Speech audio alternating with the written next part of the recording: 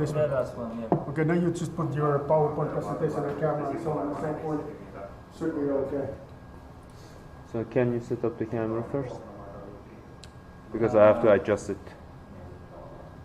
Do you want to give the presentation standing or sitting? I think I will give it standing. So if you can just set it up as you normally do it. So I have to adjust it with your height and everything when you're standing up. Okay, so where is the camera? Display camera, video capture device. I have to add a new device. Yes. Video. I can do the settings if you want. Yeah, So because it's like video device. which one is that one? The video camera is capture Logitech. Device.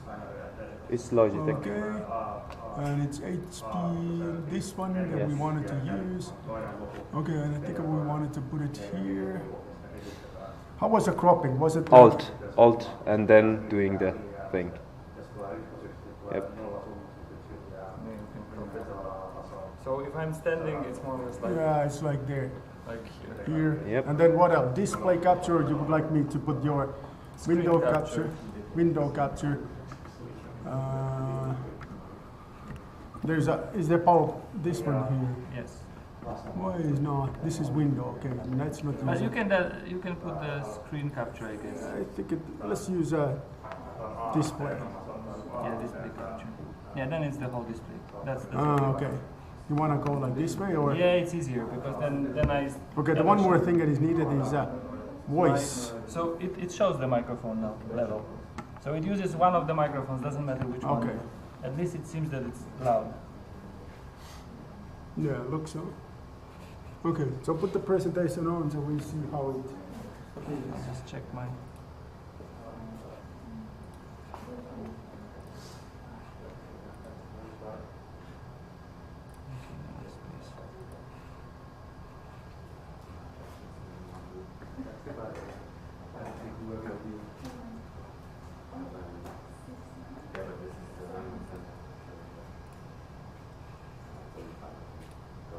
It looks, I think it was okay. So should we start recording already? Just No, streaming is enough because it's gonna record. Or you can put the recording too, but the recording goes to your computer. yeah. Yeah. So Yeah, that you can put it on. and I should. There's an echo. Yeah, so I Because should. he doesn't use his own microphone, like it's from the No, I laptop. just switch off the speaker because I guess that nobody will speak to me anyway. No, nobody speaks. Yeah, so I just switch Is off it, the. is it any better? Now there should be no echo. You can check. Of course, your thing will create a loop. It's not that clear. Try it with the earphones because I'm guessing it just gets your. It probably gets your voice. Of course, we can try the other. Okay, so one more thing we need to do is that we need to put these filters, chroma key.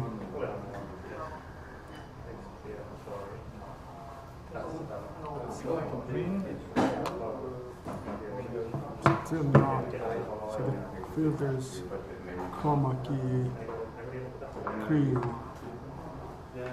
Why is not using this chroma key? Maybe you put it for the display and not for the Oh yeah, sorry. capture device. Effect filters.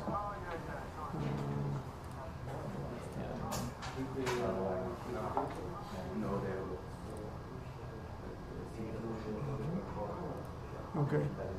Yeah, better. I think it is better. So we will tap out the background then. And then remove the chroma key from the background because I think it's adding some transparency there. No, it should be okay. Should be okay. So if you put this presentation on the way it's supposed to be, the way it's going to. So what can I use this one Yes. or is this one, the other one? Yeah, the other one. Yeah, this is not good. So it's because it's thinking that there are two Yeah, so here you screens. could switch on the display settings. Duplicate slideshow. Yeah, And then it's the same on all screens. that's the best. How it look? Is it as it should be? Yeah, it looks pretty good. Yeah, it looks good. Your slide is not just it's a 3. I mean, 3 by 4. Yeah. Okay, Not I'm gonna be on. Okay, I'll be back at a quarter to noon, and let's see when you finish. Okay. Okay, I'll try to. Okay. Hey, I need my mouse. I need to get my mouse back. Yeah, this No, is, this is why I get the camera. Please don't take this. Yeah, okay. this one. I have a watch here. So we're ready to start, I guess. Yes. Yeah, the streaming is on and everything is okay. Have fun. Okay, see you then, guys. I'm not going to even emails you because you can do that by yourself. Okay. Okay, guys, have fun. Hello everyone, my name is Adam Klodowski. I'm Associate Professor at the Mechanical Department at LUT, and today I'm going to present you a small introduction to biomechanics and musculoskeletal modeling of the human system. And I hope that it will be fun, at least for some parts. There is some theory, like always.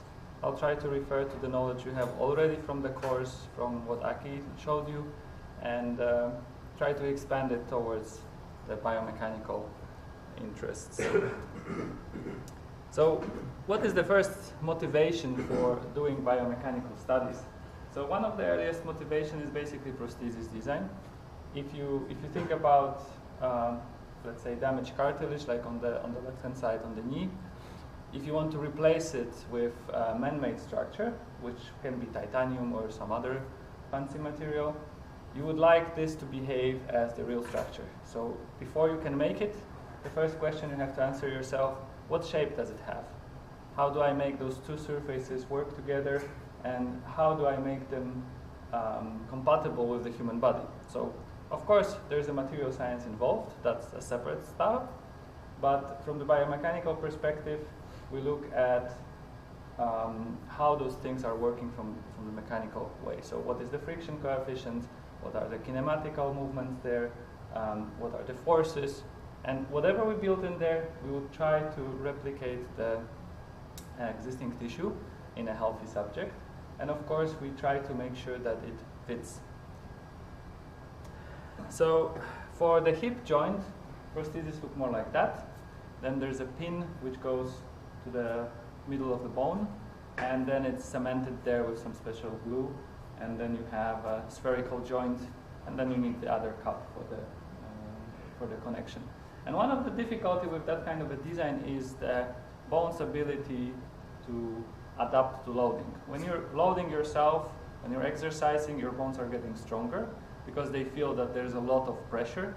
So if there's certain threshold exceeded, the bone starts creating new cells and becomes stronger and stronger. That's the way that it adapts to loading. But on contrary, if you have a sedentary lifestyle, if you don't move a lot, your muscle become weaker, and because there are less forces, your body thinks, well, why do I have to carry so much bone material? Let's throw it away. And the same method works also if you just install some kind of an implant. So when you install this implant and it doesn't transmit enough load to the bone, then it will get loose. And if it gets loose with time because of the bone disappearing, then you need to go for another surgery. And that's something that nobody wants to have. And of course, if it gives too much load, then of course the bone around it might start cracking, and you have another issue. So it's really sensitive how you design those elements and optimize them so that they would be actually compatible with the human body. Now, there's also some other approaches. So you can either put something inside the body, or you can put something outside the body, like for example this foot prosthesis. So the idea here is that we look at how human feet are working during locomotion, during running, and then we try to think about it like, what do we suggest for an amputee? A wooden leg is a simple structure, kind of works, but doesn't give much comfort and wastes a lot of energy when you're walking. It just puts the vibration through your body and with every step. But if you add some spring and dampers, you could basically regain the energy that when you have the heel stroke, and then when you move to toe off, you can release that energy to move yourself forward. That should give more natural walking style. So you can design such a device, but again, if you think about the structure, the first thing you might realize is, how do we actually figure out the parameters for that? What should be the spring stiffness? Where should I put the pivot point? How long it should be? where should be some kind of a bending point, how much energy I can store in a spring, should I add an actuator there to help, or something else. And to know that, you have to first study a healthy human, see how the foot is operating closely into the interior of that structure, learn how much energy you can actually absorb, how much energy you're reusing on every step. And after learning this, you can try to replicate it with the mechanical structure and also optimize the weight, because that also affects our comfort. Try walking with 2 shoes and one of them is slightly heavier than the other, you'll feel the difference. So the same thing is if you have a replacement for the leg, it should be as close to what originally was there as possible. Another way where we can use the biomechanics is, for example, optimization in wind tunnels or optimization of the whole body performance. This is just an example of a ski jumper, and you see the wind flow around him. So if you follow the ski jumps from long time ago until now, you could see that the style that was used for ski jumping changed a lot. And every sport optimization basically resorts to using biomechanics to see how the human body can perform, what kind of forces you can actually sustain while landing in case of the ski jumping, what kind of air drag you can get with different ski shapes and how you should position them in different phases of the flight. And with that kind of optimization, step by step, we changed the style when the skis were parallel to the style where skis kind of create a V shape, so they are more like the wing, giving more vertical force to keep us airborne. Of course, we don't end at the high-end athletic sports. We can go also down to earth, simple exercising machines. Everybody knows how the, let's say, bicycle works for the exercises, but some time ago they created this kind of Orbitrek device which imposes the whole body motion. So to come up with that idea and figure out how you should scale it for the human body, you need to have at least some kinematic study how the human body moves. So if you put there a little lady, or if you put a big muscular guy who is much taller, it should still adapt. So the range of motion for every joint is slightly changing, and you can imagine that you need some adjustments. So if you would be asked to design such a device, the first thing you're being asked, like, so what is the circular motion, like how the eccentric distance should be selected, how long those poles should be, how much they should move with relation to the foot movement, in which phase. And to figure that out, again, you should just look at people running, walking, doing some other exercise, then figure out which range of motion is the most beneficial for training, and then also go to the loading and look at the joints loading. So before you design this device, you should put a human model on a virtual prototype and run some optimization, playing around with the parameters, pushing the boundaries of your design and seeing what is the ultimate. You just don't start with, let's build something, but you have to get the idea of how you would like to work with this. Rowing device is another kind of ingenious invention if you think about, like, how do you simulate rowing without the water. So we use again the physical properties of liquid or air and a fan, and then we simulate the resistance which is changing depending how fast you're pulling.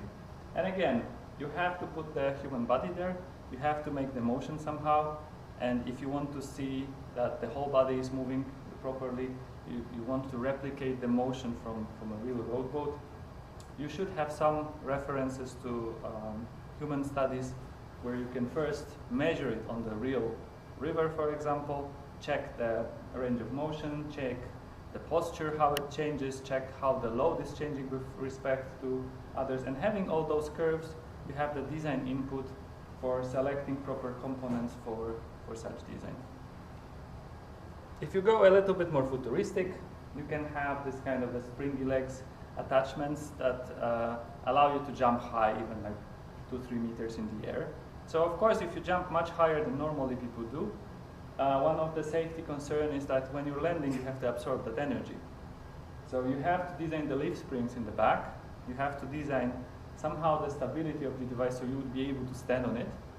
And again, to make this reality and assume that it's safe enough that people can use it within certain constraints, you should basically study what kind of loading a person will experience on that. So of course you can start with building a prototype and make dozens of them and try them out and see if they fail or something, but it's quite expensive and time consuming. But if you can take a human body model, use referencing exercises when you add something, and then compare it with this, try out different design parameters, shift the center of gravity, shift the attachment points, and see when it kind of performs the best way and leads to the least injuries. And just to show how this works in practice, it's like you can do something like that.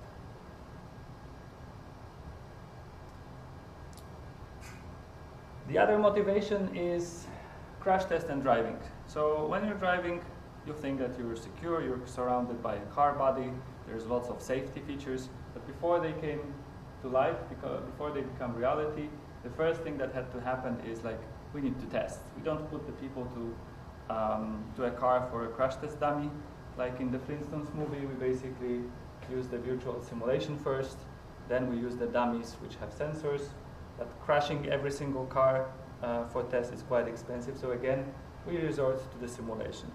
And in this case, we know two things. First of all, the human body proportions.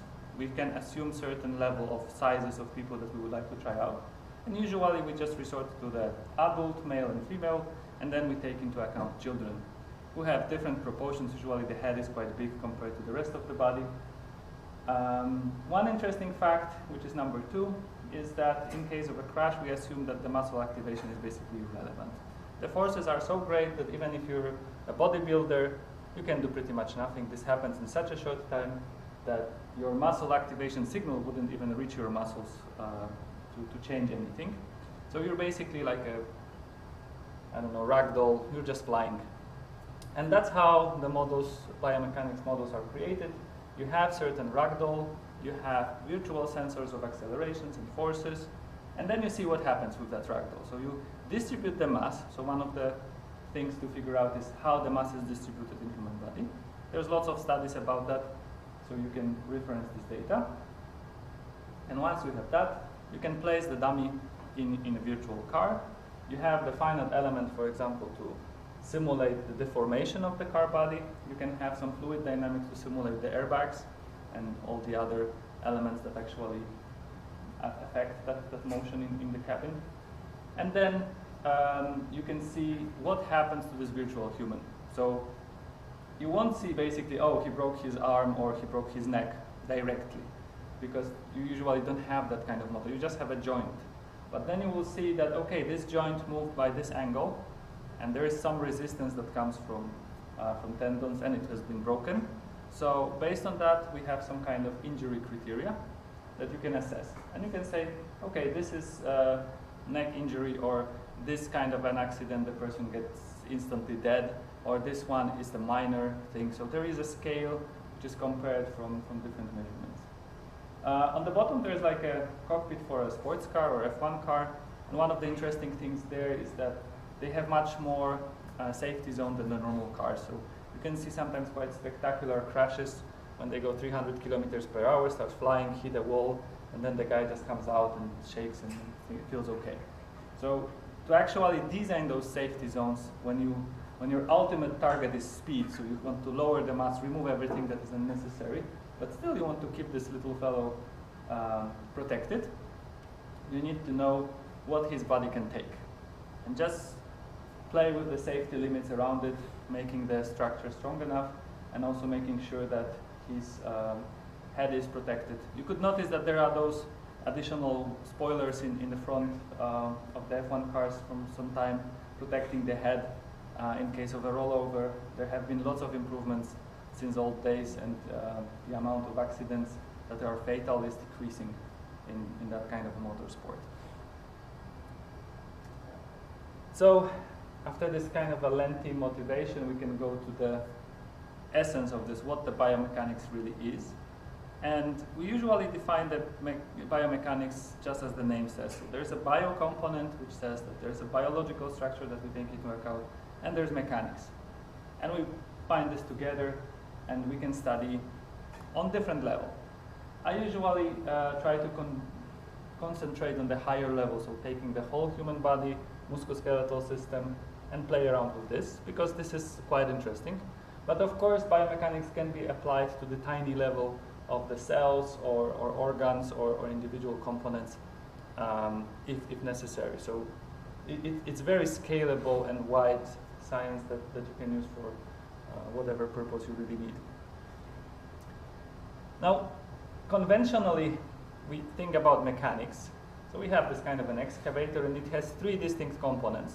So first of all, it has a load-bearing structure. There is some kind of a frame. There is a shell which protects the thing. Lots of mechanical components to just keep it together. But then, if it just stays together, it's like a house. So we just add actuation so that things can move, and we have to add joints. And then we have to add some control system.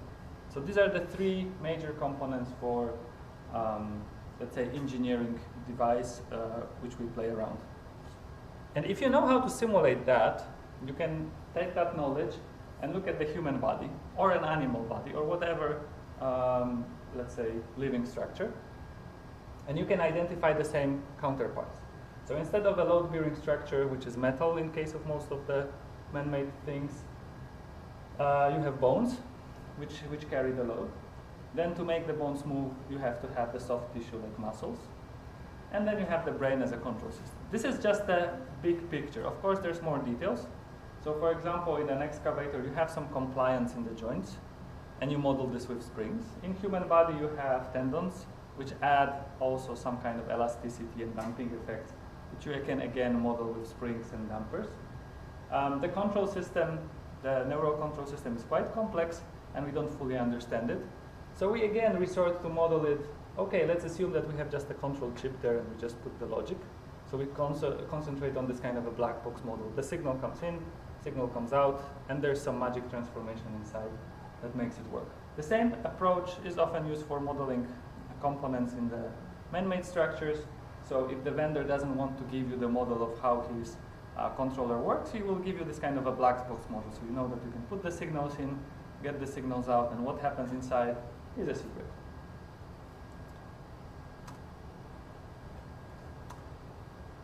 So how does it transform into something that we can actually solve? So the big picture is simple. We have the bodies, we have the joints in between, we have some external forces that are applied.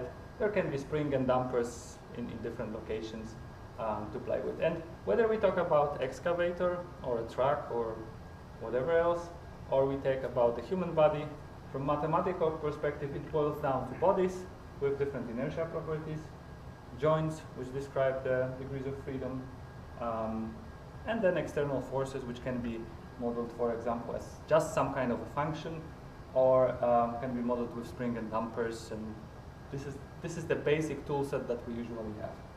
So from that, we just go to the equations that Aki showed you.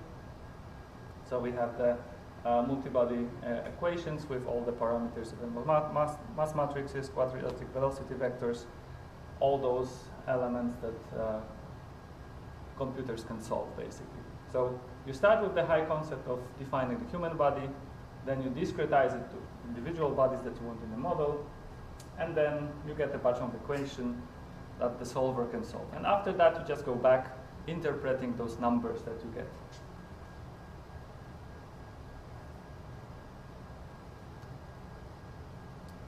So how do we model the joints? If you have an excavator or a truck or something, we tend to use simple joints, like a hinge, a sliding joint, a revolute joint, like ball joint. These are the ones that we are dealing with. In living organism, you can approximate that. If you think about your elbow, you will first think, oh, it's a hinge joint. If you look at your knee, another hinge joint. If you look at the pelvis, oh, here I have a ball joint. Simple enough. But then you look at the scapula here and the arm, and you see that the range of motion is not really rotating joint. It's somehow sliding and rotating at the same time, changing positions. So it's some kind of a composition. So you can either model this as a mechanism with multiple simple joints, or you can try to create some kind of a relationship that describes the position of the arm with respect to the torso, and just figure out how to describe it mathematically. Of course, you can model the knee as a hinge joint. And if you're modeling activity like walking, where you just bend the knee a little bit, really you keep the legs almost straight in the knee when you're walking. It's just very small angle that you're making. And that will be good enough. But if you try to study, for example, squatting, then you have this deep flexion of the knee. And in this case, you'll realize that it's not pure rotation. So it's rotation with some translation. So you just follow some kind of an oval trajectory, because it's the cartilages that are touching each other and rolling on each other that determine the path of the joint. And to make it more complicated, so let's look at this. So you can have these surfaces, the yellow surfaces that are touching, and that's how you can replicate, okay, this is the motion possible. But what keeps the knee together? I mean, if you have two contact surfaces, you have to press them together so that they would stay in place. And in real body structure, this is what the ligaments are for, which we model as springs. They are kind of a passive elements, you don't activate them. They are just keeping the knee together, so if you lift your leg up, the leg doesn't fall down and it doesn't hang on skin, because that would be pretty odd. So we have the strong ligaments there, and those in the middle, the crucial ligaments, are kind of keeping it together from twisting as well. Side ligaments are pulling it so that it wouldn't swing sideways. And if you think about this model, the one thing you can realize is it's not a planar motion anymore. So it allows some twist, depending how stiff are those ligaments and how short they are. It allows bending sideways, which also happens. And of course, it allows the flexion that is the dominant motion that we can see. And sometimes those small motions sideways, when, for example, ligaments are weak or there's some problem with them or some of them is broken, are causing a lot of trouble and pain. And of course, change the behavior of the joint. So which one do you select, the hinge joint or this one? It depends purely on what you're studying. So if you have a very deep analytical study, you want to have a lot of details captured, you want to have as real data about the knee motion. And for example, you're designing an implant, you would go for this. And you would go far more than this kind of an edgy bone shape. You would make the smooth bone shape based on the data from medical imaging. So you would take either cadaveric specific, so basically apart from a dead body, scan it with a 3D scanner, then replicate that in a CAD software, smoothen, and make sure that you conform to reality. Or you take a CT scan from a living person, see how it looks inside, build a model based on that, and then you can try to assemble it. And what comes tricky is basically making those springs keep the joint together. Because contact modeling, there's lots of contacts you can select, and they will somehow perform. Especially when you are in the contact and you're just following the contact, assuming no separation. But then when you try to model those ligaments so the things would stay in place, there's a lot of tricks to make. There is some damping involved. Otherwise, you can easily get to the situation where it kind of locks in a weird position.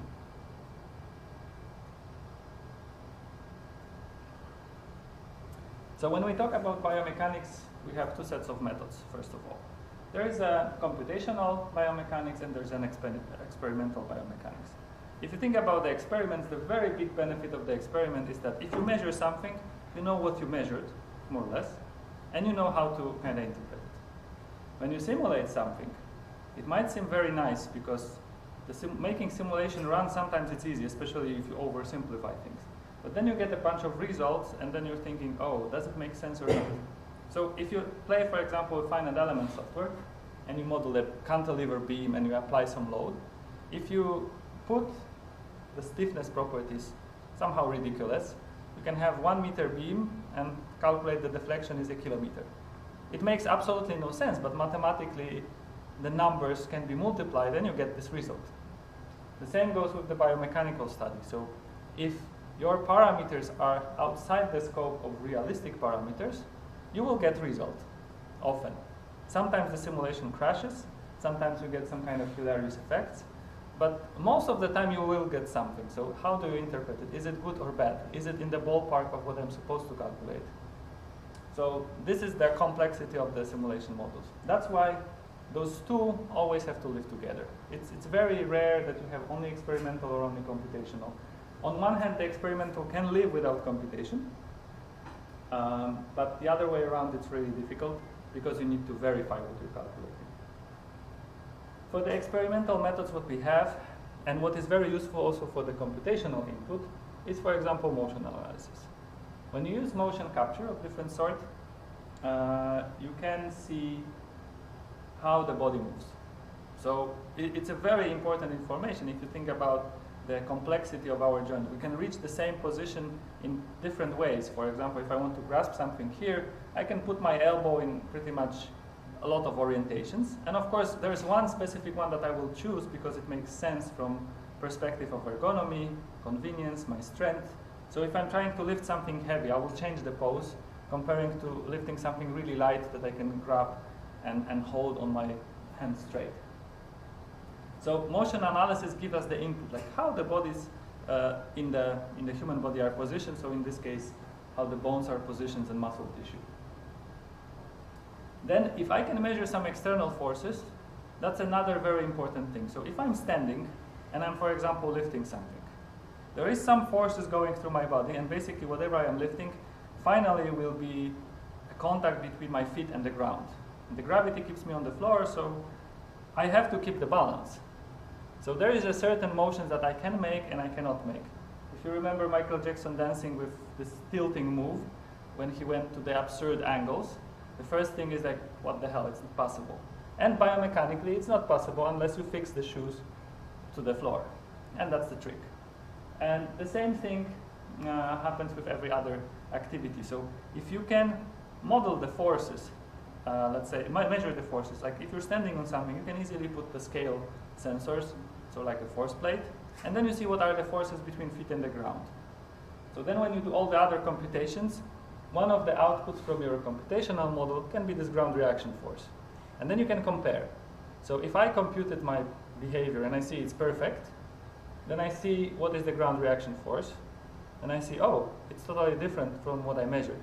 So there is a difference between my model and the reality. And now the question is how much difference I can tolerate. So let's say 10% is very good, but if we have like 100% difference, there's something really off.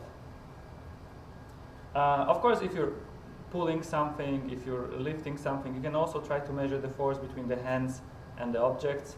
You can measure some accelerations of the objects that you're manipulating. There's lots of forces that you could actually measure. If something is leaning on you or falling on you, you can also measure those forces or compute them and then use them in your studies. Muscle activity monitoring. Why it is important and interesting is that in a robotic system, most of the time you have one joint and you put one actuator there, because it's enough. So if you have 1 degree of freedom, you have one actuator that moves it around. So if you have a wheel, you can put one motor and it will spin the wheel. In biomechanical structures, it's not that simple. So you have a knee, and then you have muscles in front and muscles behind the knee. And 3 in the back, I think 2 in the front, if I remember correctly. But anyway, the idea is that one of the muscles can only pull. They cannot push, because they are kind of like contracting elements. They are like a string that can be shortened. So if you would like to flex and unflex the joint, you need to have control on one side and on the other. So if you pull these muscles, you're straightening it. If you pull this one, you go backwards. But now, if you think about it from a control perspective, if you would like to design a controller, you will most likely, when you activate the external muscles, like the extensors, you would also control the flexor muscles to limit the rate at which it's going. So you want to add some resistance, because if you don't have this resistance, you could just have this kind of a weird movement, which you easily can go to oscillation. So you activate more than one muscle for one joint. Sometimes the joint allows more motion, like for example the hip joint. So you have a group of muscles, and depending on the angle at which you have your hip joint, the muscle function might slightly change. So the same muscle can be lifting the leg up and then slightly turning it also sideways at certain angle. So you need to control multiple muscles. And how do you know which muscle contributed the most to the motion? From the analysis of the motion itself, you will see the body movement. But you don't know which muscle caused it. And you can arbitrarily assume those forces. If you have 2 or 3 muscles doing the same thing, with a simple joint model, basically you won't see the difference which one you activate. So if you measure the muscle activation signals, so the electric signals that are coming to the muscles, then you can somehow quantify which muscle was more active and which was less active. And that's very useful for fine-tuning the model, at least to find some kind of scales or proportions. Oxygen consumption, that basically tells you also like how much energy you're producing, how much you need for burning the fuel that you have in your body. Lungs capacity, this is another study that can be useful.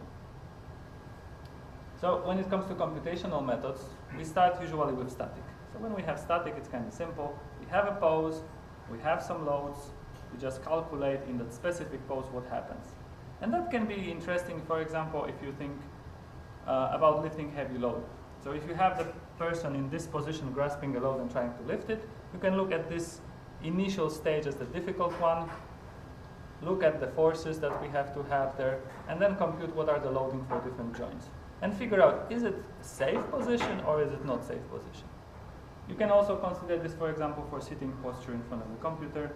So if you have a static pose for several hours, there's not much dynamics there, so you can just see, here we have the loads, here we have the position, what are the loads in the muscles? Is it then good or bad for the body? That's a subject of interpretation using some other studies. If something starts moving, then we go to kinematics. And the first kinematic studies, I think, were done on horses. People were kind of fascinated on those animals running on the track. So a lot of photos, and then we can basically try to replicate the same motion on a computer simulation. And when we do, we can just see how the joints are moving. And that gives us a quite interesting information. First of all, we see how the joints move in time. So we can see how the motions are coupled. So for example, during walking, the pelvis motion, ankle motion, and knee motions are coupled. And we do certain cycles. When we start running, it starts to be more interesting because we have the flying phase. So there's a phase when we separate from the ground totally. And jumping is even more into that direction. So kinematic analysis will allow us to see how this body moves. And that gives us some kind of a hint of what is optimal, what is not optimal in the sport. But of course, kinematic is good whenever you are, let's say, slow enough.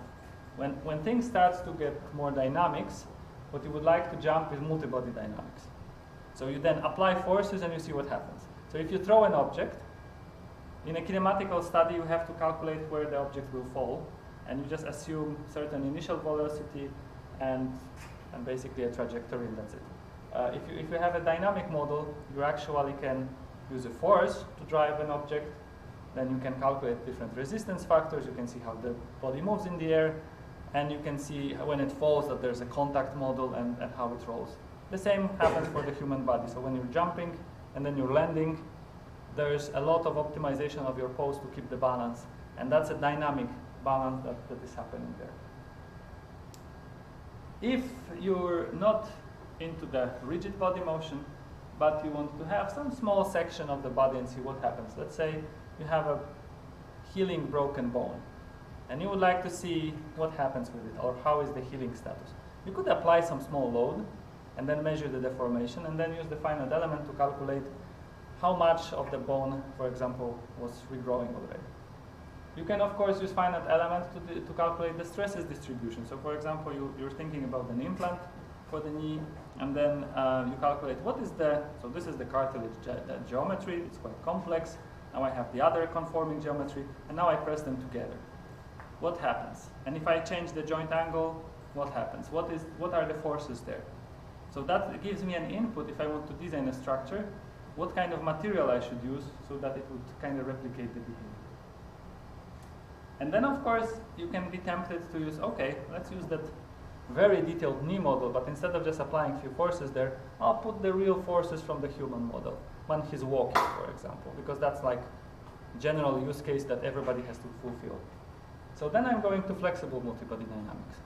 So I have my finite element model of the knee, I have a multibody model of the whole body, and I combine them together. So the multibody model tells me the overall motion, and then I feed it to the finite element model inside of the knee as real forces, and I see how this whole thing operates. Of course, this is far more computationally heavy, and it's far more complex to make it stable, but it gives a lot of more information. So you have kind of real forces for the finite element model, dynamic scenarios, and you can see how, for example, the finite element recovers, let's say, the pressures, how they are changing.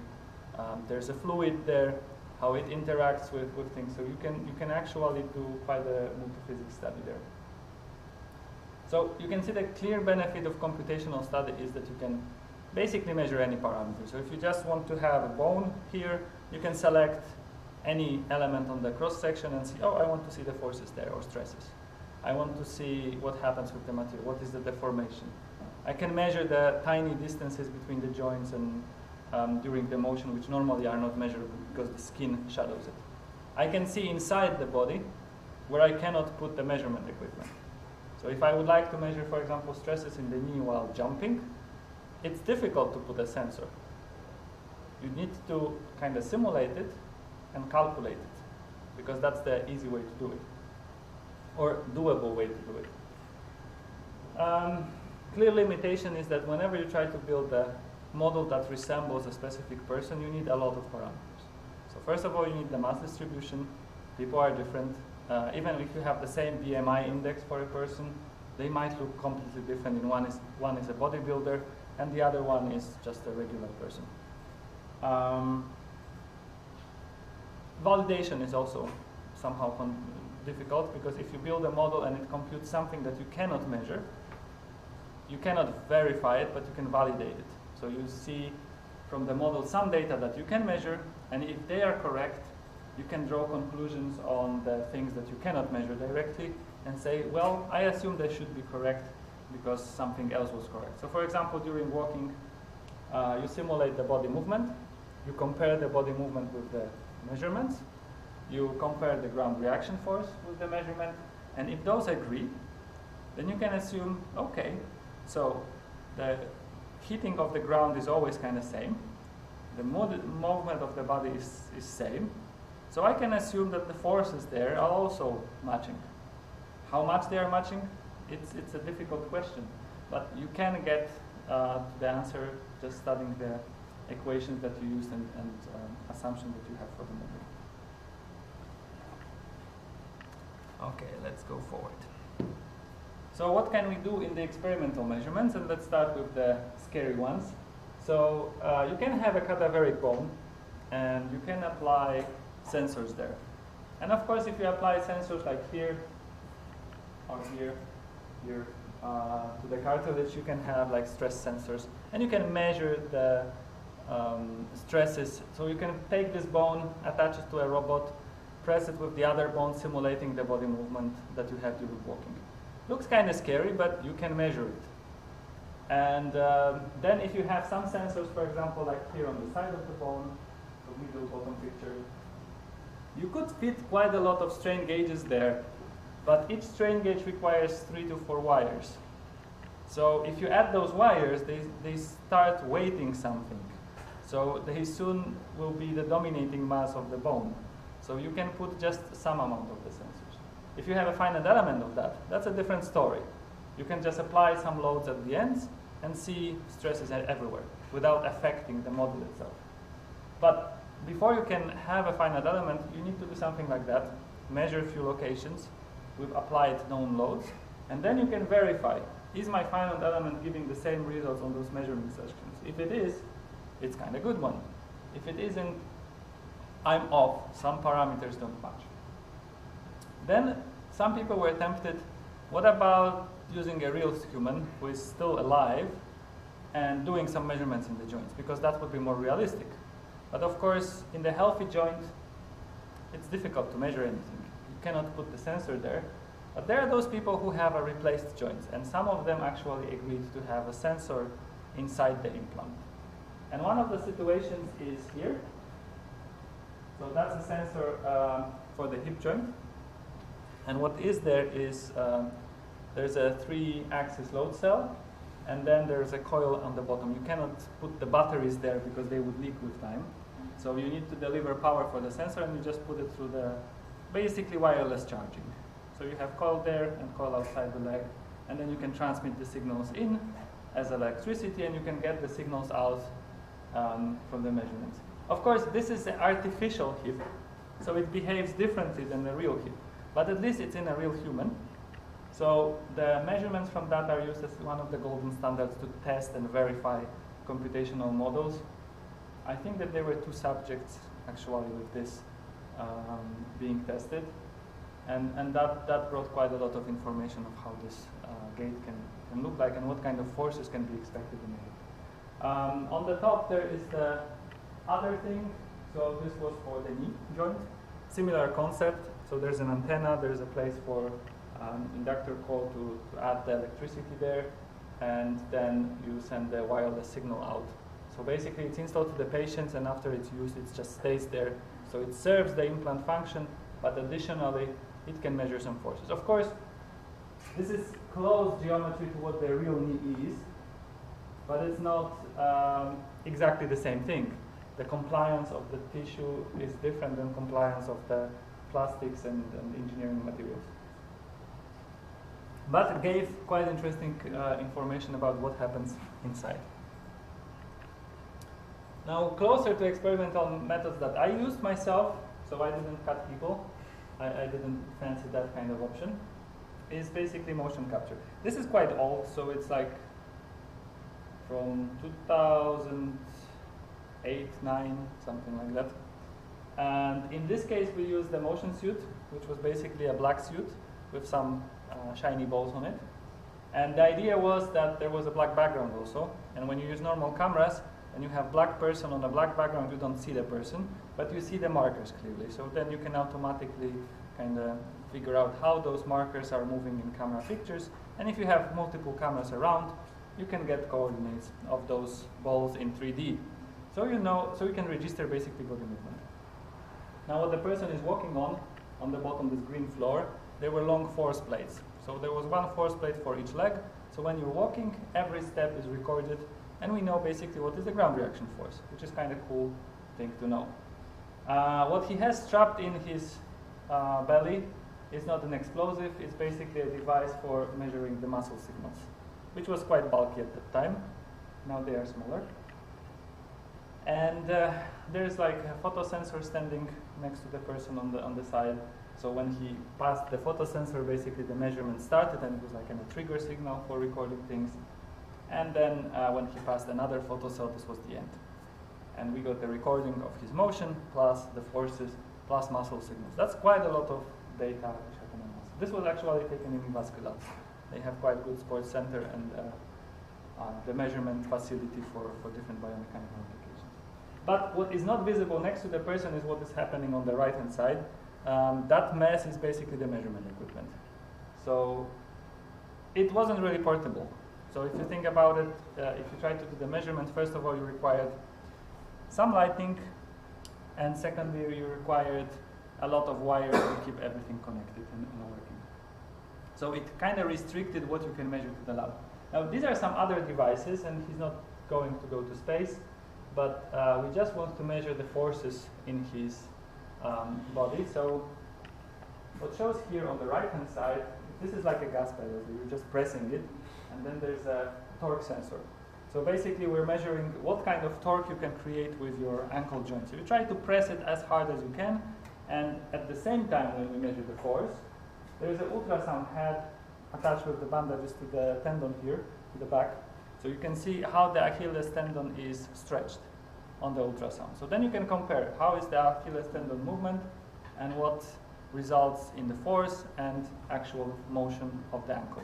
So that's very important to get some kind of basic parameters for muscle modeling of the lower leg.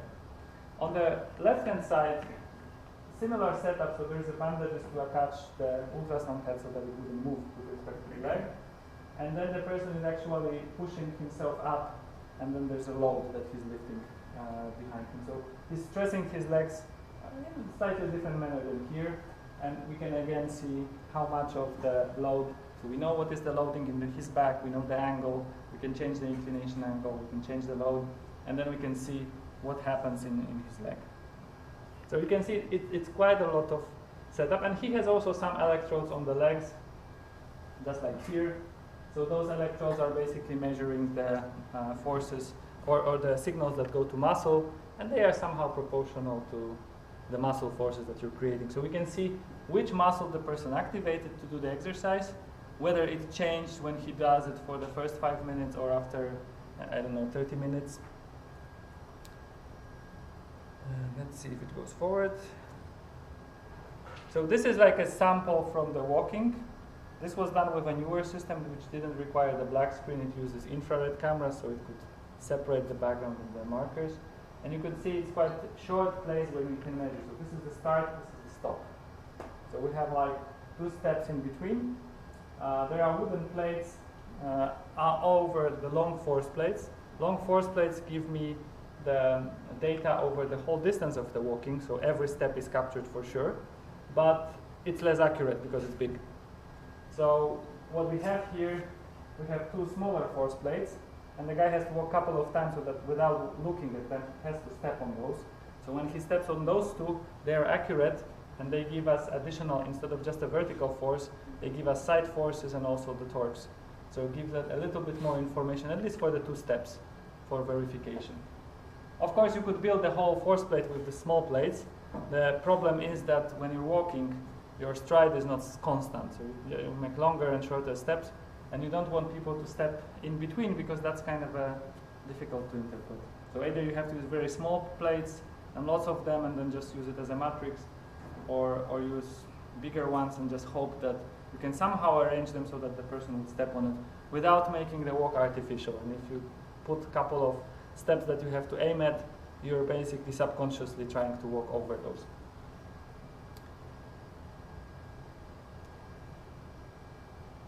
So this is the old setup. The new setup basically differs that we remove the black screen. We can just put anything there because it doesn't matter. But for the cameras that work in visible light, you wanted to separate the markers, and you don't want to see the subject, you want to see just the markers. So the easiest way is just to have a uniform background, whatever color you like, uniform, same color on the suit of the person. So black is easy because it kind of eliminates the light.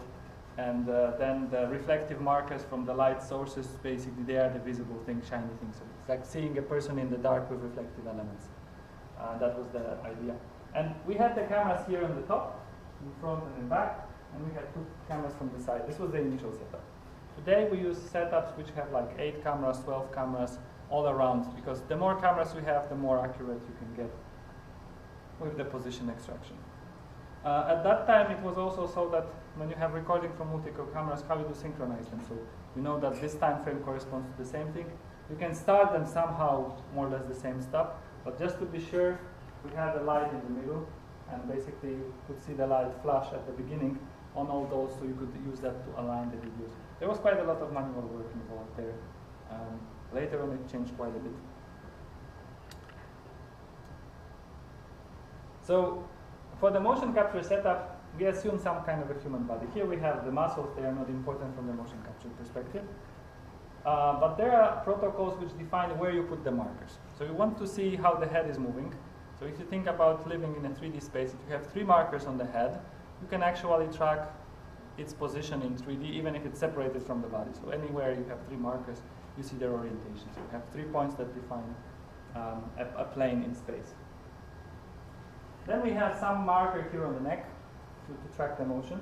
Basically, when you have the whole body, you can also use the relative position. So you know where the head is, and when this one marker is, you know that there is certain combinations that only make sense, and some combinations don't make sense at all, so you kind of eliminate them. Then you have the markers here on the clavicle. You have marker here. So this is like just one body, but there's symmetrically the same thing on the other side. And markers on the legs and everything. On the foot, you have basically like 3 markers to have the foot location quite accurate. So one is close to the ankle, toe, and here in the front. So you get, with the camera system, you get N recordings, as many cameras as you have, and what you do with them. So before you can actually convert the camera picture to the 3D coordinates, you need to have some calibration. So for example, in the field of view of the camera, you put some box, and you move it around. And you know that the box is, for example, 1 meter by 1 meter. And you look at all the corners, and you see where they are in the pixel space of every camera. And you describe this. So this is the pixel spaces. On the other vector, you have the real coordinates. And then you move this box around, and then you get a bunch of points. So from that, you can calculate the calibration matrix for the camera to real-world transform. And then you basically, when you have the camera coordinate system, like the point is at pixel 20 to 100, in the other camera it's somewhere else, we know where the camera are located, and that actually comes from the calibration matrix. And we can calculate the real position of the point. So if I know that it's on these 3 cameras visible here, then I can calculate the 3D location in some coordinate system that I set up. And this part can be automatic or manual. In the older system, this was kind of a manual job. You had to click the points and select. Later on, they figured that they created something like a magic wand. So basically, there was a stick with some amount of balls attached to it with fixed distances, and you just moved it around like Harry Potter going around casting spells. And basically, when you swept the space, it recorded where the wand was, and it was calculating the 3D positions because it knows the related distances. And from that, it could do the automatic calibration and go forward, which was quite a bit of simplification. Then after that, you see the person in a posture. Usually we start with this kind of a T-pose at the beginning. That's kind of characteristic pose. So the model is kind of overlaid on the human. They kind of fit the model, so they see what are the body sizes. So we don't have to input them separately because the markers are located in specific places. And from there, the tracking starts. So the system is initialized. Every point gets its 3D coordinate. And then while you're moving, for every time transition, like from one frame to another, the system is tracking. Okay, so this pixel moved by 3 pixels to the left, 2 to the right, and what is the new 3D coordinate? And it just kind of tracks it through all the camera system. And as long as the marker is visible for at least 2 cameras at all times, you see the trajectory of the marker in the air. So you have 3D coordinates. So if you have decent amount of cameras, that's what you kind of make sure. Now, if you think about if you have markers somewhere here, and you carry something, you can easily shadow them, at least from the side. So some cameras won't see them. And that's a problem because how do you estimate the position of those markers if you shadowed them? So if you have more cameras, front, back, top, left, right, there's less chances that this happens. That's one of the limitations, that you have to see the markers. So if the person is having some objects, that starts to be a little bit more tricky for the system to make sure that you see every single point from at least few viewpoints to get decent accuracy. Now, once we have this motion capture and we can run the simulation using this as an input, we can wonder, like, what can I really compute? So if we have, let's say, the EMG signals, or the muscle activation signals, we can see the muscle activation patterns from the measurement. And now, if we run the simulation in forward dynamics, what we can see is this matching the muscle activation pattern that we measured?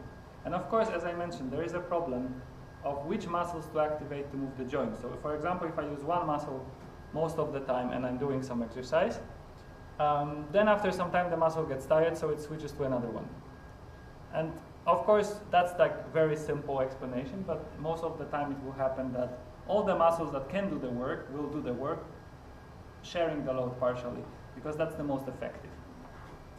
And of course, some of the muscle fibers will be resting while the other are working, and that is the kind of an effect that if you try to, for example, keep a load like this, at some point you feel that the hand starts shaking, and the effect is coming from the fact that, okay, there's not enough muscle fibers to keep the load, so they are just switching from resting to working position, and there is some delay, and that causes this effect.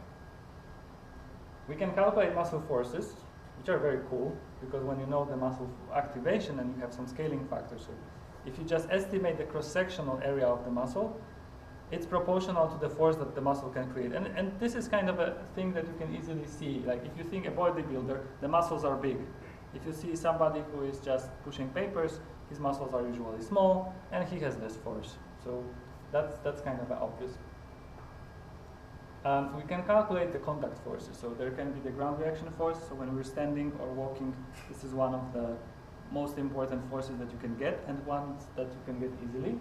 But if you contact some part, you push something, let's say you're pushing the door or opening the door, they create some resistance. If you measure that force, that's a great thing for verifications, because while you're opening the door, of course that force will be somehow transmitted to the friction force in your legs to keep you on the ground. If you would stand on ice and try to open a heavy door, you would see what I'm talking about, that it's not possible, you will just move yourself. So if you can measure those forces, you can basically verify your load. But you can also compute joint loading. And this is quite interesting because when you know that you're overloading your joint, for example, doing the exercise the wrong way, you can cause damage. And you don't want that damage to accumulate over time. So if you want to know, is this exercise safe or not? Well, it depends how you make it. And one of the exercises that is often done wrong is, for example, squatting. People tend to do it in a way that it's kind of easier, often overloading their knees, and then they have a knee pain. So of course, if you simulate for your body how you should do it, you will see that there are certain ways how you can change the balance and make it safer or more damaging. When you have the joint loading, you can apply it to bones, and basically the bone have to carry the load from one joint to another, so from the upper body basically to the ground, adding individual mass segments and forces that are accumulated, and you can see if you're not overloading the bones. And in normal activities is usually not an issue, but if you have a sport activity and you have, for example, jumping, landing, things like that, you might want to calculate the bone loading to make sure that you're not breaking a bone. And that's important for these extreme sports when you're trying to make a new stunt. You might go to first a study and see, am I going to survive that in the worst case scenario or not? Or you can just try it and then see if you're broken. Strains and stresses within the bone are also interesting from the perspective of, for example, bone healing or from studying osteoporosis disease. So osteoporosis disease is basically weak bones disease. It means that the bones start disappearing, the body kind of thinks that we don't need that much bone, and it just goes away. Usually it's related to calcium intake and a couple of other factors. Also aging, especially pronounced for women. Their hormones are actually making it worse for them than for men. But those stresses and strain affect how the body is reacting and whether the bones are building or resorpting or staying at the same level. And of course, when you have these things, you can think about the fracture healing simulation. So if you know that there is a certain level of stresses that can help, then it can help. One of the interesting things that I learned is that when you have a broken bone and they put it together in a hospital, if they put it in a way that it carries basically no load, then you might have a situation over time that you wait those 4 weeks and then they take the cast off and then they see that it's still broken, or they make an x-ray and see that it's still not healing. So these things are happening.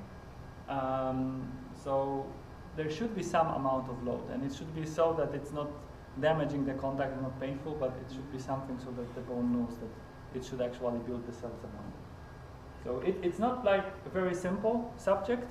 We think that we go to hospital, they just put it together and it grows back. And they also think that way most of the time. But sometimes things are not working as expected and people are surprised why. And usually it might be because of the stresses being too low. So basically there's no use, no stimulus for the bone growth. How do we build the skeletal model? So of course you can start with having a CT scan of the person and then extracting geometry of every single bone and trying to make CAD models. And there's quite many bones in the body, so it's tedious. And normally what we do is we just need a good approximation enough. So we have a human model, so some people created them, and they are kind of generic and they can scale. There's a lot of measurements of people being done. So if you're a child, for example, at school, every now and then they measure your height, weight, and everything.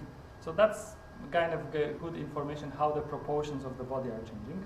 For the adults, it's not that frequent, but there are also measurements for the adults to see how their proportions look like. Usually they combine them with the BMI index and a couple of other indexes. And of course, what affects the gender? We have slightly different geometry. Ethnicality has an effect. Age as well. You can see that people with age change slightly there. They start bending forward, for example, or have some other other issues. But if you have those 5 parameters, height, weight, gender, ethnicality, and age, and a database of how those people could look like, you can get a decent model that represents the same person. So you will see the mass distribution, you will see the muscle tone, so how strong the person should be, even without measuring anything. And that's your starting point to get something like this. So you have a skeletal model, and of course you can dress up the model with the muscles and joints. So those balls are basically marking the joints. And as you can see in here, in the chest, we have just the joints for the arms, and we have some joints in the spine. And in this model, the spine was modeled just with I think 3 sections or 4, not too many, even though that there's far more sections. Of course, if you want to study deeply what happens in the spine, you want to get there more joints and see that. But if you want to do the overall body motion, you can see that parts of the spine are moving very little with respect to each other. There's some sections that are bending with respect to each other quite a lot, and there we put the joints, and some sections that have small motion, and we can basically neglect it in the model for simple cases. Of course, the knees, ankles, hip, a couple of other joints are needed, and those red sausages are basically muscles. And of course, you can try to model muscle something more advanced. So this first limitation of the sausage modeling is basically it's a straight line of action. So if you have a muscle going from here to the knee, then if you're bending the knee 90 degrees, it might happen that the muscle goes through the middle of the knee. So instead of extending the knee, it starts pulling the knee inside, flexing it. So you need some kind of a wrapping of the muscle around the joints if you want to have a deep flexion. Or you have to play around with the geometry to maybe shift it outside of the body a little bit, but still be within the zone where they operate as they should.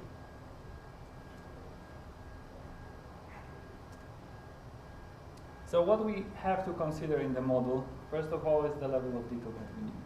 So imagine that you want to study an arm, let's say arm wrestling. Well, of course, the whole body keeps the balance so that you can arm wrestle, but the arm is the most important thing, and the muscles in the rest of the body, you could just neglect them totally and just assume that you have some kind of a motors, you've moved the body around, try to keep it fixed, but you focus on the details of the arm. You can put a lot of details there, you can have very accurate muscle modeling, you can have accurate joint modeling, and then you can study what happens there. Even put a flexible bone model, which is like finite element model embedded, so you can see what stresses and strains are happening in the bones, and see what kind of, for example, what kind of limit for a person would be. So you could calculate the theoretical maximum strength limit for a person, and then you could use it for the training routine. So if you see that, okay, he should produce that much force with the arm, but he's going, let's say, 50% of that, you have 50% still to kind of gain with the technique. If you're getting very good at the technique, then the other thing is basically the muscle force growth. So you have to have a strength training. So that other decision is whether you use full body or single segment. Sometimes you might just use a one bone, apply some loads, and see what happens there. Sometimes you want to have full details and have the whole body. So if you study walking, of course the whole body is important, but for walking you could just concentrate on the lower body and assume that the upper body is rigid. It looks like a little bit a robotic walk then, but still is doable and can give quite decent results. If you're running, then forgetting about the upper body motion would be a big mistake, because that affects your balance quite a bit. And you can see if you trip over during running, you can see how quickly you react with your upper body to regain the balance. Joint description is important. So as I showed at the beginning, you can have hinges, spherical joints, and live with that. And that, in majority of cases, is more than enough, because it just gives you the overall performance of the body. But if you're concentrating on a specific joint and you would like to see, for example, what happens in the spine, like if you consider like spine surgery or let's say loading in the spine for heavy weightlifting, then you might want to have a very detailed model there and see how the cartilage is being pressed under heavy load, how it affects your well-being, and then you have to do more details in that place. Muscle geometry and model I mentioned. So if the models of the muscle are just straight line of forces, that's one thing. you can wrap them around the joints, then you get more accuracy from the geometrical perspective. But the other element of the muscle modeling is how this force is computed. So you can assume a PID controller. So you know, for example, that I want to move the arm like this. So when I simulate it, I know how the relative angles in the joints are changing. And now I'm trying to control the muscles to create those angles. And that's one way to go, and that gives quite decent results. But if you think about the fact that the muscles are getting tired, you would like to simulate the twitching effect, you would like to see that if you try to move faster, or if you move the slower, the dynamics is slightly different of the muscles, then you need to apply some more advanced mathematical model that calculates the force. So the force history starts to matter. So for example, if I make some kind of a push, and then I do it several times, each push will be slightly different. And why it's different? It's because of the history of what I did before. So if you take that into account with your muscle model, you get more accurate result of the, let's say, long-lasting exercises. If you're just simulating a short burst, then you can forget about this and still get a decent result with a simple model. This is more or less the overview how you get the model done. So as we mentioned, we start with the anthropometric measurements, so height, weight, gender, BMI, things like that, to get the skeleton model. Now in the skeletal model, we can put some bones which are flexible, and the flexibility is small, but it allows us to calculate stresses and strains within the bones. So if you think about the rigid body dynamics, it doesn't matter how much force you put into it, it doesn't deform. So you can put 10 tons, you can put 1 kilogram, and it basically is the force coming in one side, coming out on the other side. It has to be balanced so that it wouldn't fly in space. When you have a flexible bone, the amount of force that you apply to compress it or extend it or bend it actually changes the bone geometry. It's a small change, but it is sufficient to see the stresses and strains within. Once you have the skeleton, it will just fall down to the floor if you run the simulation, so you need joints. You put the joints between individual body segments, and that's an important distinction. So you can have several bones in one body segment. So for example, the whole chest consists of quite many bones, but you can just model it as one piece. And that's decent enough, because most of the time you're not deforming those ribs more enough that you would care, unless you really study the rib motion during CPR or something. So once you have joints, you get basically a ragdoll. So if you just run the bones with joints in a simulation, this will just fall down, and that's it. So you need muscles. So muscles keep the things together, and when we talk about muscles, we usually include in them tendons. So tendons are like a passive elements. This is like a combination of a spring and damper. So that's something that's stretched. And if you look at small children, they have very flexible tendons. That's why they can bend like it seems like they have no bones sometimes. With age, those tendons get harder, especially if you don't stretch yourself. So if you're stretching yourself, you're not really stretching muscles, but tendons. So if you don't stretch yourself, they get harder, because when they are harder, the joints are more stabilized. So you use less force for walking. If you have flexible tendons, then of course you need more force to balance. So that's why we become more rigid if we don't exercise. If we try to stretch, do yoga and stuff like that, we get those tendons more elastic, we have bigger range of motion, and of course that changes a little bit how much energy we have to use for the muscles. Then of course we have the muscles, we have the bones, we have the skeleton, so we can basically stand and move, but we would be falling in the air. We need some contact force to keep the feet on the ground at least. Or if you're sitting on something, you need the contact model under your butt, or if you're hanging somewhere, you need the contact model in your hands, something to keep you in space. So that's the external forces and contact models basically combined. How do we get the accurate bone geometry? If that is the question that might pop up in your head, we can go to a CT scan or magnetic resonance. These are the two common methods. From the outside, they look kind of same. CT scanner has a slightly smaller hole, but they differ in the principle of operation. So magnetic resonance is basically a giant microwave oven which is highly ineffective. So it doesn't grill you there, but it puts the magnetic field through you, and it responds to basically the water particles in your body. So the water is really visible the most. And you can detect this water particle in 3D space. With computed tomography, we use X-rays. The difference is that from the magnetic resonance, if you want to scan with decent accuracy, for example, a leg segment like the lower leg, from the knee to the ankle, it will take you something like 40 minutes. And you have to not move for 40 minutes scanning, because that's how long it takes to have one section at a time. Normally for diagnostic, you just do a few sections and you're done, so not a big difference. But if you want to build a model of a bone, you want to have multiple cross sections visible, so you can kind of connect the dots and create a CAD model. And I think with 1 centimeter or 5 millimeter spacing, this was like 40 minutes for my leg. With the computed tomography, it just takes a couple of seconds of radiation. So it just goes, there's a radiation detection, and it goes really quickly. And there's another thing. So of course, radiation is something that we don't want to take. With the resonance, we assume it's kind of safe, so you can take the magnetic resonance every day and you won't get any trouble. But the computed tomography has one benefit. Because it's fast, of course, there's less chances that you will move during the scanning, so you will have a consistent view. Like if you're moving during the scan, you will see the bone kind of shifted, which you have to then bring back together, and that's not nice. With computed tomography, the response which the sensors are measuring is proportional to the density of the material. And that's a very interesting property, because when you see the bone structure, it's not a uniform like a cast steel. It has pores, it has marrow bone in the middle, which is very porous, and it has cortical bone on the outside, which is very kind of a shell-like structure with different thickness.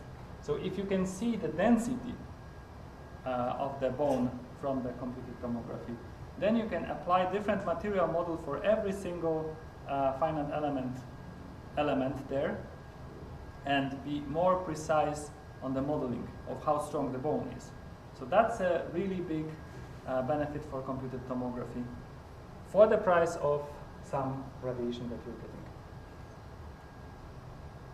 So once you get the scans, you basically get, it's like X-rays, but on a very, like X-ray goes through the whole body, and you have the X-ray on just a tiny slice. So it's a very precise thing to look at.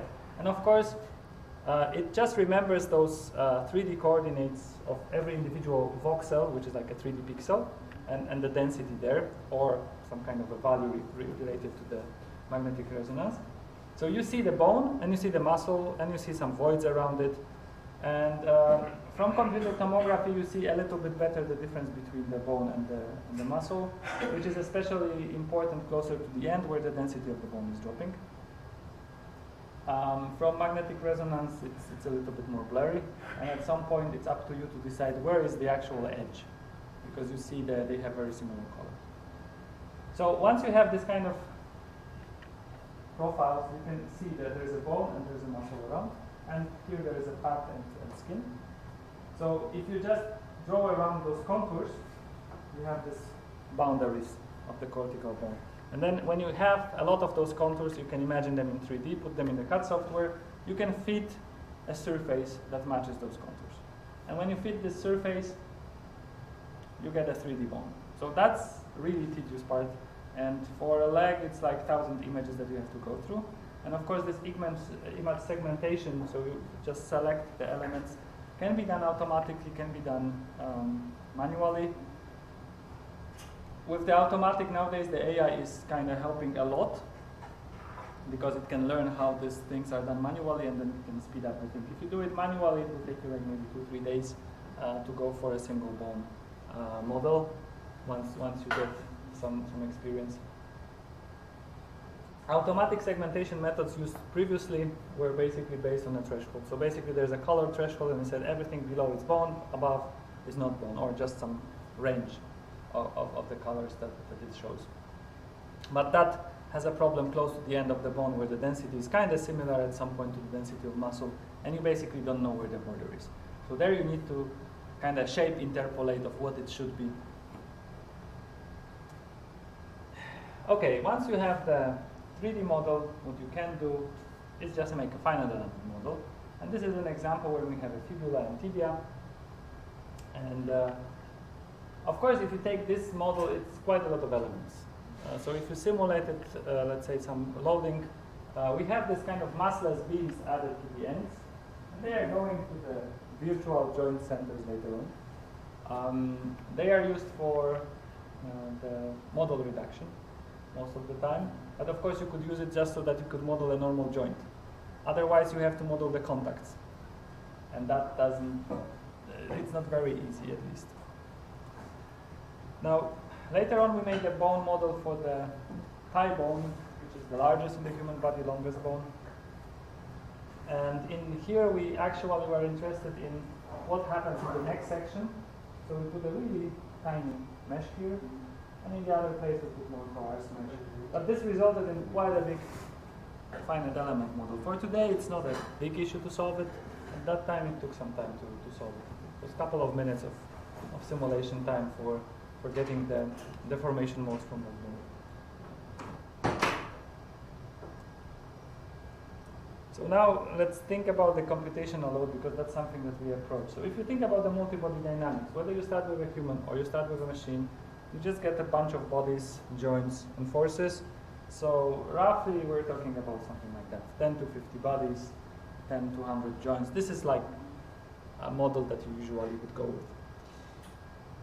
If you think about the human body, you will start with like 16 to 270 bodies, so depending whether you want to have every bone individually or you want to have more.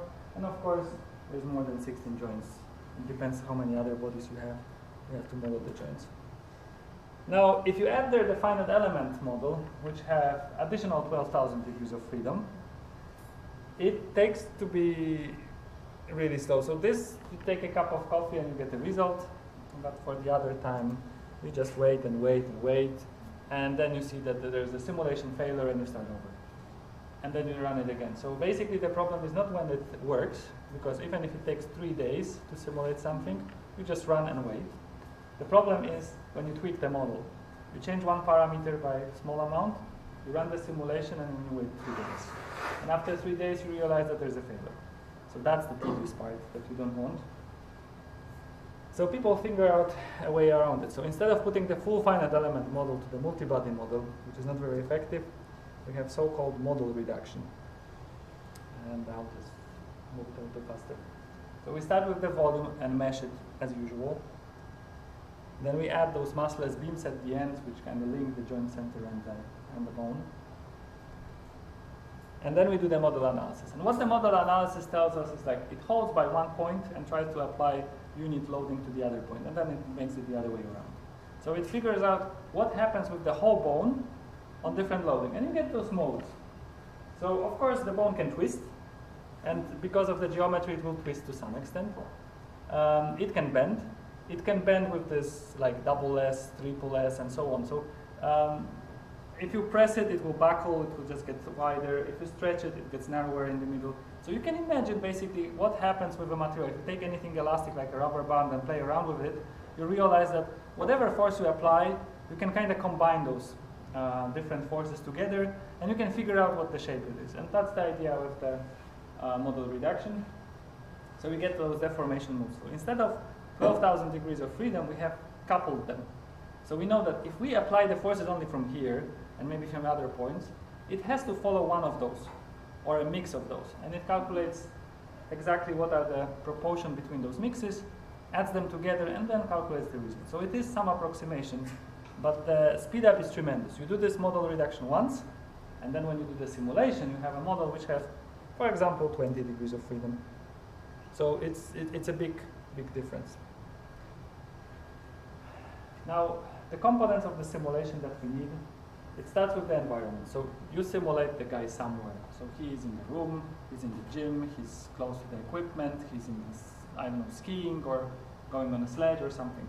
So you need the environment which he's interacting. You can neglect everything that is not important, but you have to put the objects with which the human interacts.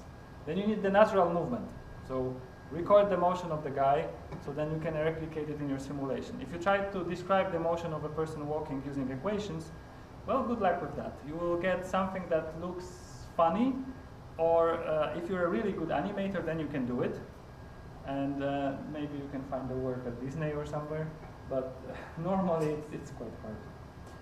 Of course, once you get that, you need some verification data. So any measurements that you can use to verify your simulation, so you measure ground reaction force, you measure some distances, you can measure acceleration in the body, that is useful.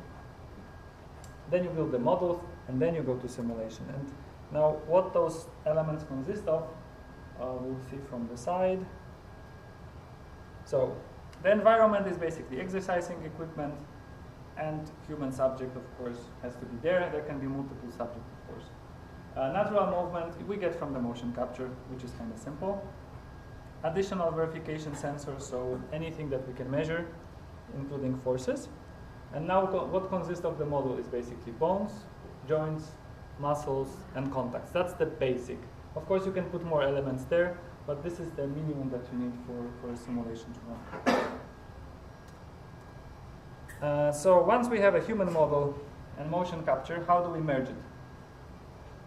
So we have those markers moving in the air, and we have the human body that we have in the simulation. So we put the markers on the human body in the simulation, and now we pull by them using the data that we recorded. And of course, there is the accuracy of the motion that you recorded. So for example, if you have one ball here, one ball there, it might appear from the motion data that your hand is getting longer or shorter in between the motions. Maybe small amount, but within, let's say, maybe centimeter level, which kind of odd. So you need to have a rigid body segments there. And then you're pulling them, and of course, attach those markers with some stiff springs. So that's how basically you pull the body to make the motion. So once you have this inverse dynamic, you can see the body moving in the air, even without any obstacles. You just pull the body like a puppet. After that, you can add the flexible bones. So you just replace those rigid bones with flexible bones, and you have a human body with flexible bones. And you can use forward dynamics. Now, what happens in the forward dynamics? We eliminate the motion capture markers. We forget about the motion data, but we know how each body segment should move in the air. So what are the joint angles that are changing? And now what we try to do is we control the muscles, pushing different signals so that they would move the body the same way. So they have to figure out what is the force needed to cause the motion in this specific time frame. So if I'm moving forward, if I'm jumping or something, all those motions have to be replicated using the muscle forces. And that's what the forward dynamic is.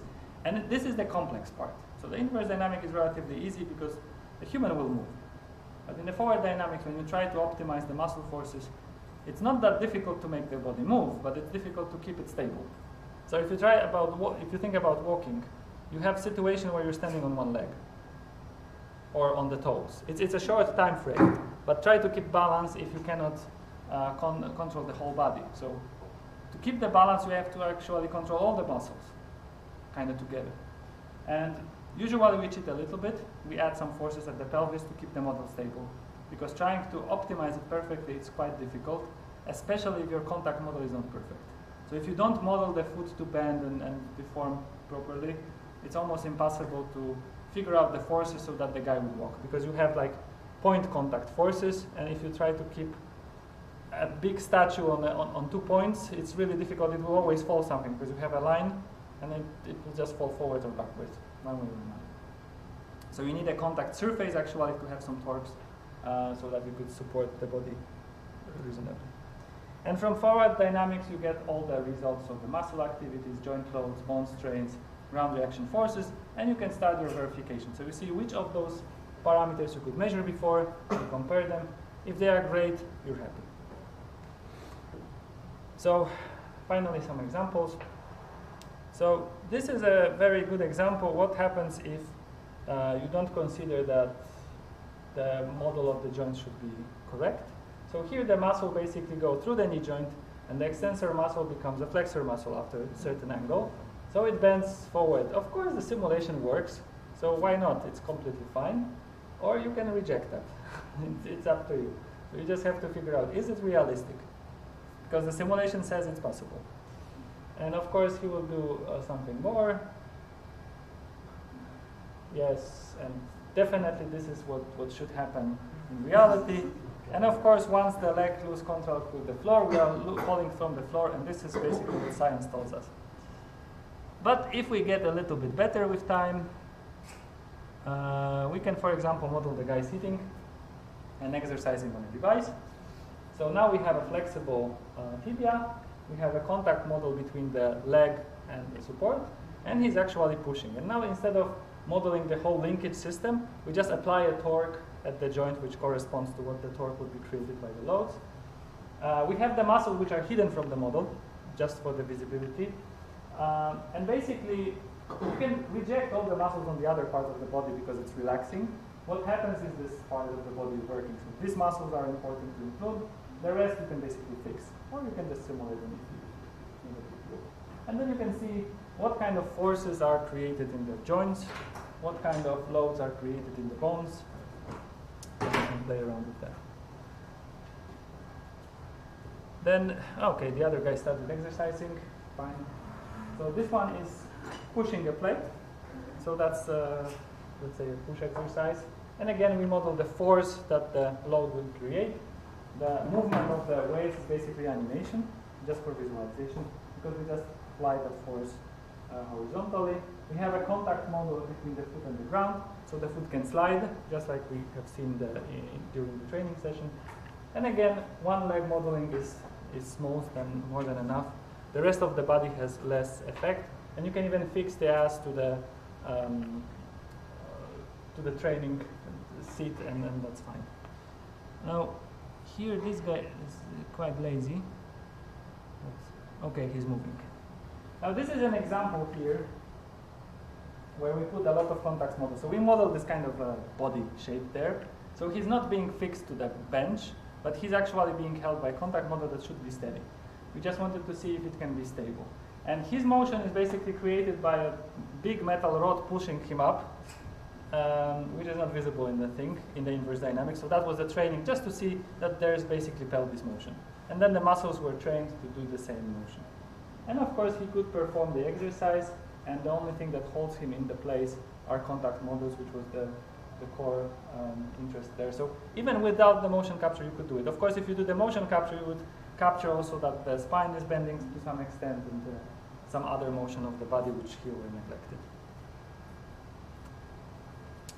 This is walking, and in here, this is a model which have just a lower body flexible, and you can see they kind of turn color, so basically the middle of the bone is most loaded. And if you break a leg during walking, it would probably break in the middle. The other one is walking from the front, visibility. Of course, the model is 3D, so you can see the loading here in the femur bone, and of course the concentration is somewhere in the neck. And of course in the middle it tries to bend it.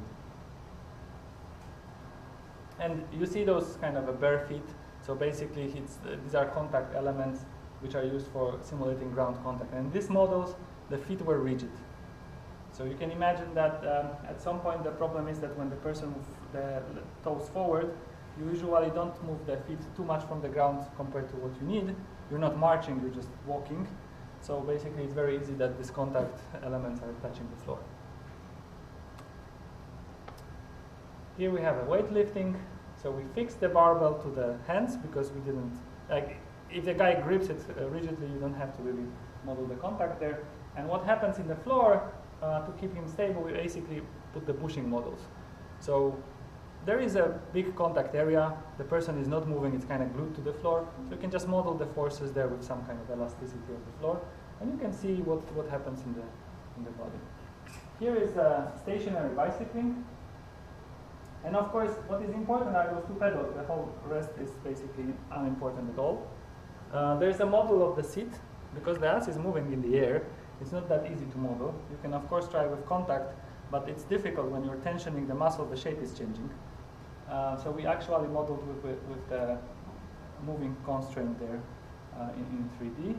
And one thing that was interesting to see from that model when we looked at the muscle forces, we had actually sensors in the pedals to know how much he's putting force on each leg.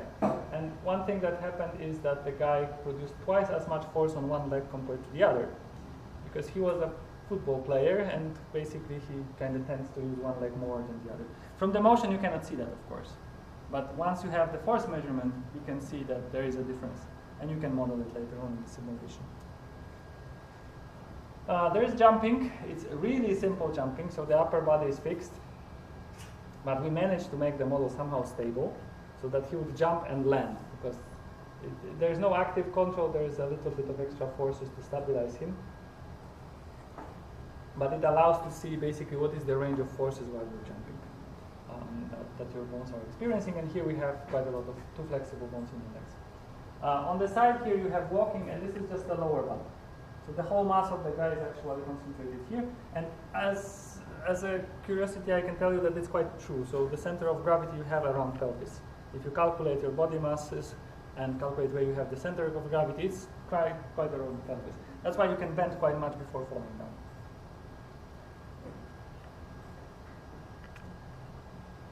So now what happens in walking in your tibia? So if we look at this middle cross section, which looks more or less like this, we see the strains which are in those curves. So this is like one walking cycle. And what happens there is basically, you see that all the values are kind of on the negative side. So there's more negative than positive. So you see that there's a compression of the leg, so it's pressed, which is logical because you're standing on it. But then there is like basically almost symmetrical positive and negative stresses on two sides of the bone. So you see that the bone is being bent. And that happens because when the muscle pulls it, of course it tries to bend it. So the bending is kind of a dominant load during the walking. And roughly here at 60% we start to have the movement of the leg in the air. So then there's a little bit of bending just related to movement of the air and inertia. But this is the part where we are standing on the ground. So there's a distinct peak at the beginning and later on. So this is like a landing phase. And then we have the push-off phase when we're pushing forward. So this is another peak of load where we activate the muscle. So first we land. So there's like an impact force. And then the other peak is the push-off phase when we are moving forward. This is for the knee flexion, perform at different speed. And one thing you can notice is that there's not much variation between fast and medium. It's because the human has to ask, like, do it fast, do it slowly. We didn't kind of measure the speed in any way. We just asked the subject to do it, and of course it's kind of subjective how you arrange it. But you can see that when you try to do it slowly, you have more jaggy response, because what you're trying to do is you're just switching the muscles on one side and the other, trying to control the speed. When you do it fast, what happens, you get a very smooth curve, because you basically activate the muscle, you're pulling fast. When you feel that it's kind of flying, because you give the acceleration to the weight, you're reducing the force, you kind of follow it. And then when you know that you're getting close to the end, you activate the muscles again to apply braking. So that's how basically is the technique for, at least for this subject. When you move the other direction, so the extension, here we can see again the same story, that medium and fast were quite similar responses, but trying to do it slowly, we get those peak forces whenever we feel that, oh, it's going to be close to the edge, so I have to slow down not to hit it because it's unpleasant. And when you try to control the slow motion under load, which is heavy for you, then you basically do this kind of a jacking motion. So if you do it fast, you basically load your leg less than if you try to do it slow. That's the conclusion from here. So I skipped this because it's kind of late. We have also quite interesting animal study. So if you can jump, if you can recognize, this is a lizard called Savannah monitor. Not very heavy, 3.5 kilos, but it's kind of lengthy. So half of the body is basically a tail, the other half is the body, and it was like this long. So we put a bunch of markers on that little creature, and we wanted to see how it walks. And because this is a lizard, it has two modes of walking. So it can either lift its body up and then walk with the belly up, or what it does most frequently is just drags its belly on the floor, because why it should lift the belly? Just like a crocodile. Does the same stuff. So if it wants to have the high walking, it just lifts itself up and then it can walk, let's say, more efficiently. And if it moves on the small distances, it basically moves the feet a little bit, dragging the belly all the time, which gives the fifth support point for his body. They eat small insects and rodents, and they can be quite fast. They are generally very calm animals. You can keep them at home. But when they get scared or when they try to catch something, they can just accelerate out of nowhere, and you can be running for them.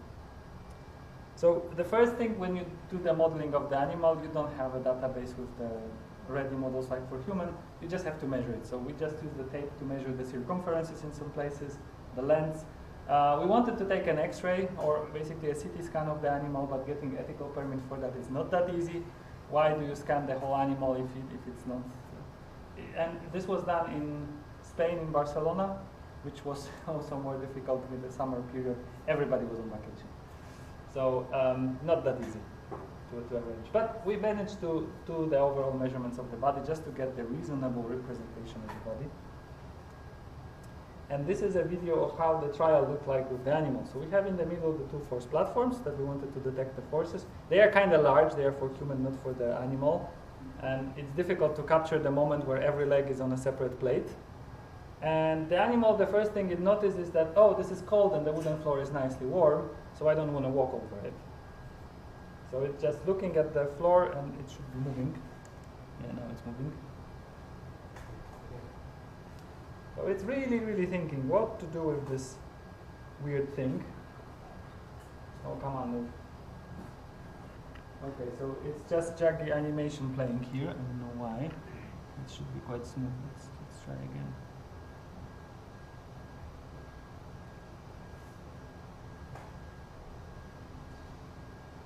Let's see if I can run the animation from my directory.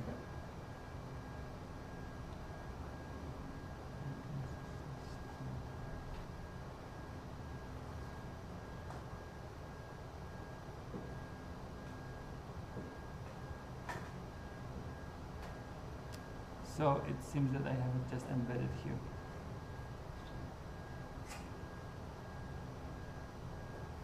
Okay, now he's moving. So he's supposed to go straight. And now try to instruct the animal to do what you want it to do. Really difficult. We took 2 days playing around with the lizard. At that time he wasn't very angry. He was like slow like this all the time. One other thing you notice is that he's dragging his tail on the floor. Sometimes he's lifting a little bit his belly, but he's most of the time dragging the belly on the floor. That's how he wanted to walk. And getting it to walk straight was really impossible. It just decided to walk its own way, and at the end it just climbed on its cage and just stood there. So, well, you have to have a lot of patience. I've seen the similar study somebody did with an elephant. Elephants are easier to control, and they have bigger distances between joints. For this guy, the ball size was quite large, so we couldn't put enough balls on the head to have a good, because when they were close enough, they kind of merge in the camera view. So that's what happens with the animal studies. You have to be really patient. This is mostly just to show the size of the animal.